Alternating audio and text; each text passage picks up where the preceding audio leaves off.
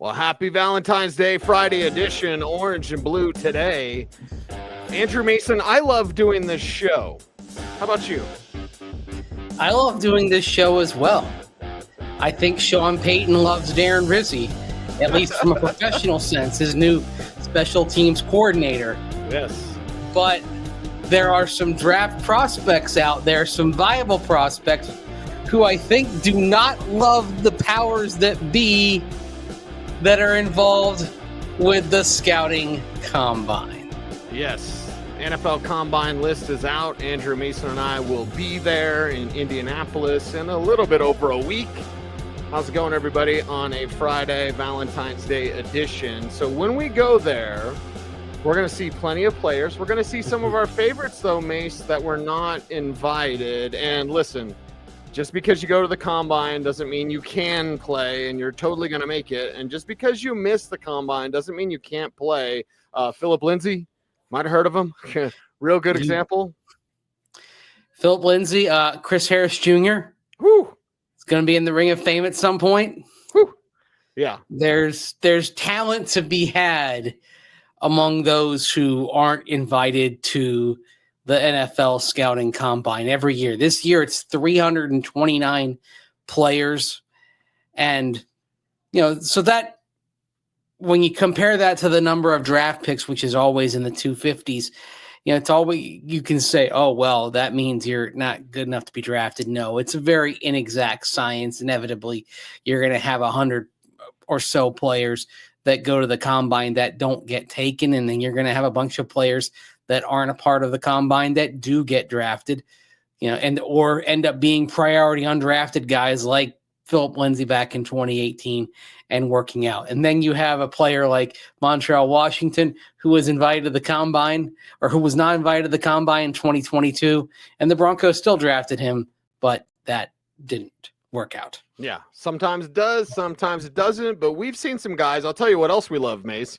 We love going on the road, man. We're crewing up again in Indy, but we just got back from the road a while ago from both the Shrine and the Senior, and I can't believe it. I can't believe how many Senior Bowl guys did not get a Combine invite. Shrine is more normal, but there's plenty of Senior Bowl guys. I saw at least probably 10 that were Senior Bowl guys that didn't get the invite. So we've got quite the group of talent here, and some of our favorites. If you watch the show, you might have heard these guys already.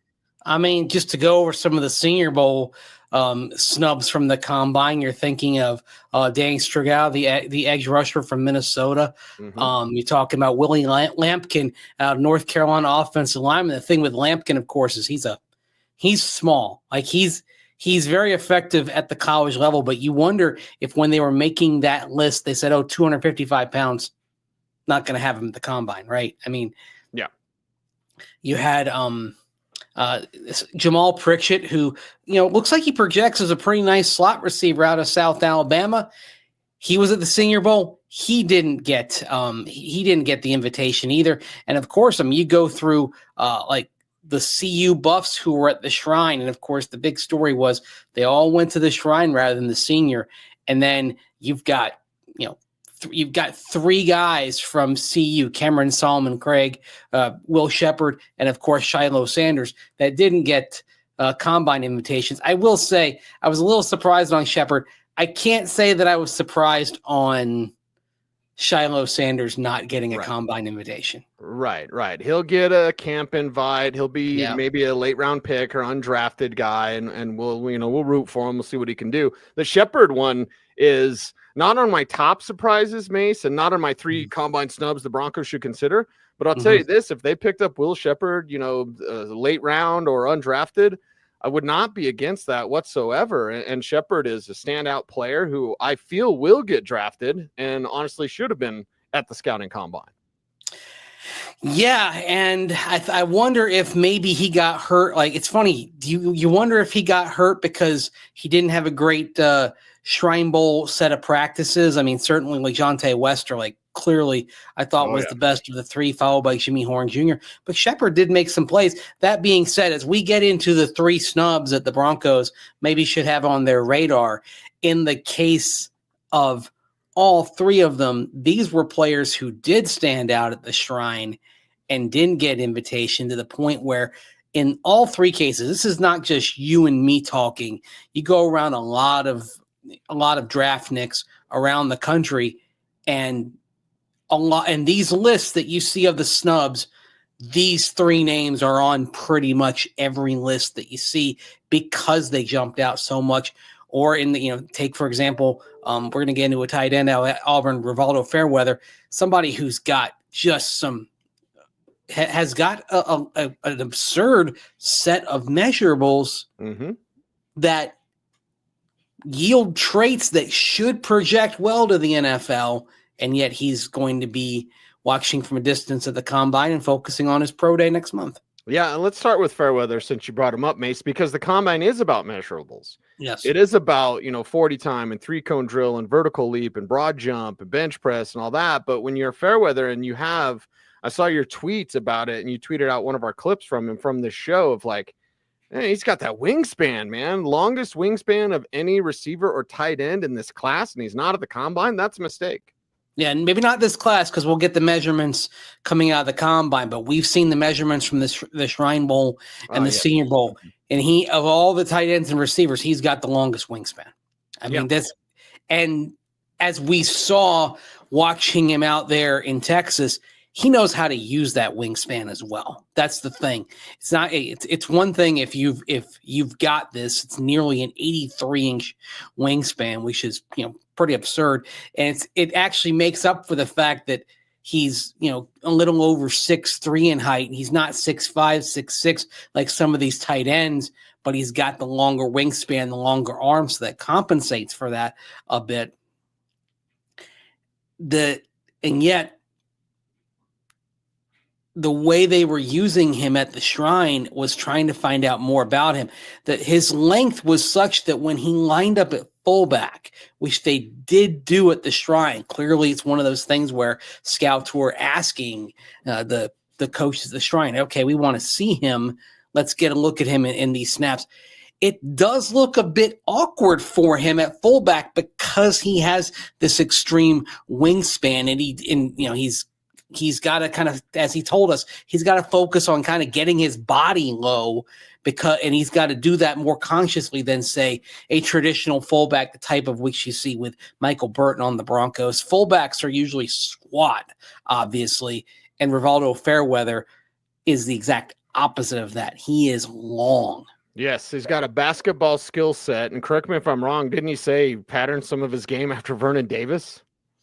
Vernon Davis, and the other guy he talked about was Darren Waller. Yeah. You want some of that. Waller, a converted receiver to tight end from Georgia Tech, was fantastic when he was in the NFL, and he was a 7th rounder, right? Top of my head, I don't think he was undrafted. He was a 7th rounder. So yeah, Fairweather definitely has some traits that you want to see, and unfortunately, we won't see him at the combine. Good thing is, guys like George Payton, he's going to be all over this, man. Well, that's the thing with George Payton and the Broncos scouting staff. If they're not at the combine, oh well, they're digging deep. I mean, you go through the undrafted list every year, and you're seeing a bunch of guys that weren't at the combine because they're diving beyond those 329 names. That's what a good scouting department does. It's one of the reasons why the Broncos, all but 1 year in the last 21 years, they've found at least one undrafted player on their 53-player roster coming out of training camp. And even with the roster quality increasing overall, I expect that streak. It's obviously not a streak because it got broken a few years ago, but I expect that run is going to continue. You and I talked about maybe defensive line being a spot where you find an undrafted rookie. I think that's possible. It could even be tight end as well. Yep. And if Fairweather got a top 30 visit, I would not be surprised. This is exactly like when they brought in Isaiah Pacheco for a top 30 visit, a guy we saw at the Shrine. Like, okay, they're going to talk to everyone at the combine, and the top 30, they're going to talk to some guys maybe they didn't get to. Fairweather on that list. You want to go linebacker or running back here next, mate? Well, first of all, I just want to say something. I've always thought the top 30 term was deceptive. It's not necessarily your top 30 prospects. It's just that you get 30 visits to bring people to your facility. Why do we call it top 30? Why don't we just say, Oh, you're allowed to bring 30 guys to your facility. I don't understand that. Eligible 30? Like, what would the actual term be then? Just say you've got 30. It's not mandatory. You don't have to get 30. He's one of the 30. He's one of the 30 that you're obligated to have. If you don't bring in 30 guys for visits, you're not doing your homework. I mean, that just what seems are you doing? Really, yeah, it really. If they allot you 30 visits, we're going to use 25. What are you, an idiot? What is this, amateur hour? All right. That's the sort of thing you'd think you'd see some bad organizations do, or specifically cheap organizations. Oh, we want to save a little money here, so we're only going to bring in 25 guys. That's silly, stupid. Use all your 30. There's no reason not to. Yeah, Broncos aren't that. You want to go linebacker or running back here next? Let's go linebacker. Let's talk about Chandler Martin, who really popped down at the Shrine. Now, it's funny. We talk about the size, the length of Rivaldo Fairweather at tight end. With Chandler Martin, you're talking about a linebacker who's sub 6 foot, but sub 6 feet. He's 5'11", 233 pounds, and plays with an awful lot of thump. Excellent anticipation, excellent diagnosis of run plays as they develop. Always seem to find himself in the right spot. And I say find himself. No, he's putting himself in the right spot because he's able to read those runs so effectively. Looks like he's got all the goods, has thump to him, not the combine. And this probably... I'm not sure the biggest surprise of all. I think the biggest surprise for me is going to be the last name on the list, but that we're going to spotlight today. But still, somebody that I thought, and I know Chad Ryder, our friend at NFL.com, based on his mock draft, has him going number 84, thought that he'd really worked his way into the middle rounds and may still be in the middle rounds. It's almost seems like they just made this list before the Shrine. Yeah, and they forgot about him. Don't forget about him, because Mace, not only is he a thumper on film, he made plays in coverage at the Shrine. And that's where you can get some measurement, 3-cone drill specifically, broad jump, vertical, explosive measurements. And that's where he could stand out, throw that in with a great week of practice. And I believe a pick 6. Am I misremembering that? He had a pick that, He had a pick 6 in practice, yes. Yeah, so a pick 6 in practice, like, hell yeah, man. I want to see more of that guy. But, hey, if he's a sleeper, if he's under the radar, which he shouldn't be, again, he could be a 3rd-round pick. I like that for the Broncos. Now, you wonder how he's feeling right now about this. He could have gone back to the college level, whether he stayed at Memphis or went in the transfer portal. He could have gone back for another year. He did have another year of eligibility remaining, but he elected to come out, and he did go to the Shrine and was, pardon me, clearly, I thought, one of the standouts at the Shrine. So you kind of wonder what he's thinking today, and maybe if he thinks he, perhaps should have gone back. But again, I would say just be patient. He's got the film from Memphis. He capped it with a great performance in the bowl game there. He was defensive MVP of Memphis's bowl game this past December, and then built on that with outstanding work in the Shrine practices. So I don't think the being out of the combine is going to hurt him. I just think he loses a chance to really kind of grab the attention of people maybe beyond draft circles, because if that quickness that he shows translates to the timing drills, I think he could have turned some heads and gotten some notice that maybe he's not getting right now. A player that should be turning heads and certainly touched our hearts when watching him at the Shrine was Jakori Merritt, running back, Arizona ? When you one play game for Arizona. I mean, so it's kind of it's the last place you were is what goes in. He's now, to just retrace the steps on Krosky Merritt, started off at Alabama State in FCS, 4 years there. Transferred to New Mexico. Now, the interesting thing, if you look at some of his numbers, his raw numbers at Alabama State, his yards per carry, not very high, but he gets to New Mexico in 2023. Terrific season, averages north of 6 yards per carry. Isn't really involved in the passing game. We're going to get to that as we discuss him in a moment. But works his way up, and then makes the leap in the transfer portal to Arizona. Actually, it's funny, like he briefly decommitted from U of A and was going to go to Mississippi and then went back to U of A, goes to the Wildcats. First game out of the blocks, they're playing against his old team, New Mexico, lights them up, averages 8 yards a carry. Arizona wins going away. And that's it. That's his year. Now, here's what happened. He thought that he had not played enough games at Alabama State in 2019 to take him out of the red shirt conversation. And because of that, 2024 was his sixth season. If he had the red shirt in 2019, the extra year everybody got for COVID around, if you were part of a college team during the pandemic year, you had that. He had a year of eligibility, he thought, going in, and everything seemed copacetic until after that first game, and then he never played again the rest of the season. He talked to us about that. He said, like, if he could kind of, it was a learning experience for him. He wishes, like, that he, in retrospect, that he would have just played less in 2019. I think he thought he played 4 games. The stat ledger showed 8 games played, which put him beyond the red shirt parameters and was why he wasn't able to play the rest of the season. So certainly a very frustrating senior season.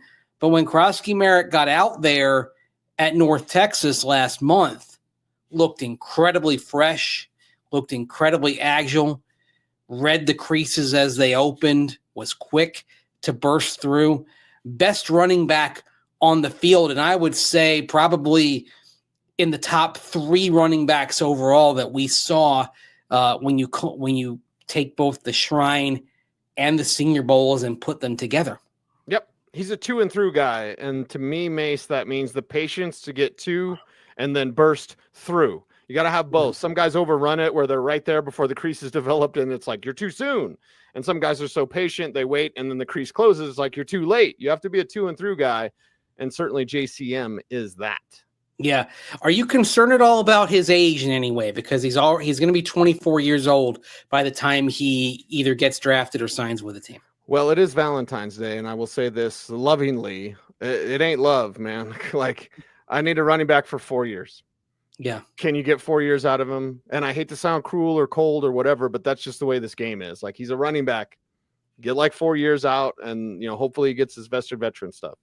Yeah, I'd say that as well. Like, I'm not someone who puts a lot on age, although the Harold Fannin conversation is certainly interesting to consider in terms of where he is in his development.